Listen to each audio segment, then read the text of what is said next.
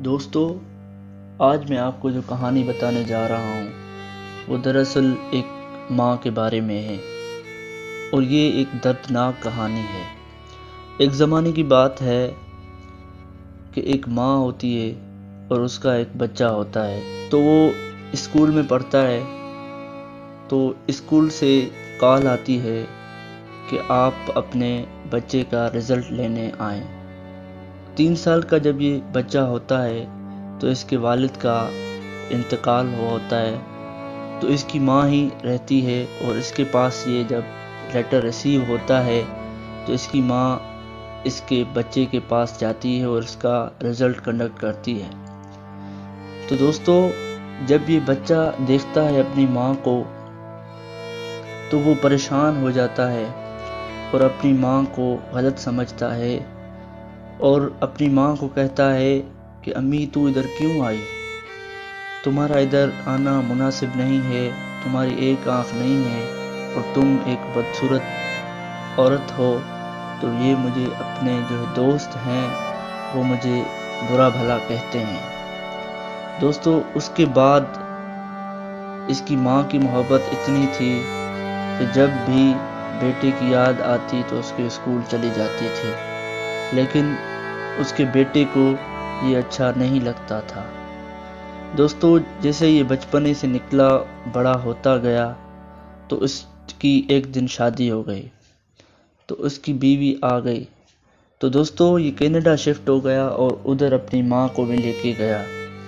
تو جب اس کی بیوی نے اس کی ماں کو دیکھا تو اس کی بیوی نے کہا، تم پاگل ہو، تم اپنی ماں کو ادھر کیوں رہنے کے لیے جگہ دے رہے ہو، جبکہ تم یہ جانتے ہو کہ یہ بدصورت ہے اور اس کی ایک آنکھ نہیں ہے۔ تو اس کو یہ عورت تانے دیا کرتی تھی جو اس کی بیوی تھی۔ تو دوستو، ایک دن یہ فیصلہ ہوا کہ اس عورت نے اپنے شوہر سے اس کی ماں کو گھر سے نکلوانے کا مطالبہ کر دیا۔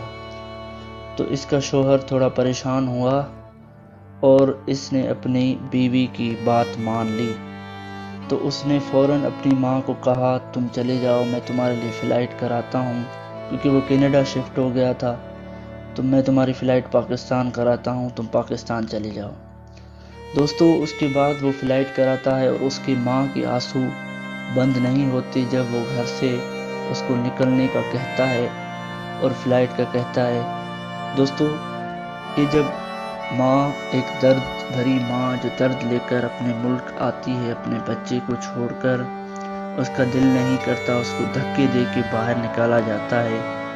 اس کے بعد وہ روتی ہوئی پاکستان آتی ہے اور ایک خط ادھر چھوڑ آتی ہے جو ایک الماری پہ رکھ کر آتی ہے۔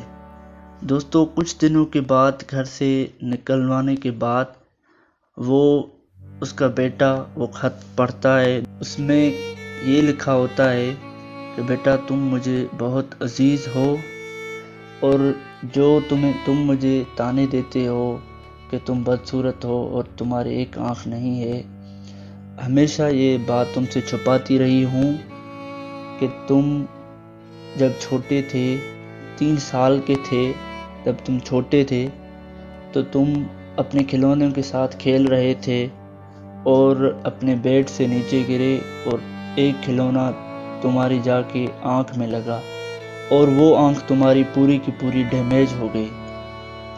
اس کے بعد میں فوراً تمہیں ہاسپٹل لے کے گئی، اور ہاسپٹل میں ڈاکٹرز نے کہا کہ اس کی آنکھ کو رد و بدل کرنا پڑے گا، کسی ایک کو قربانی دینی ہوگی، اس کی آنکھ تب ہی ممکن ہو سکتی ہے۔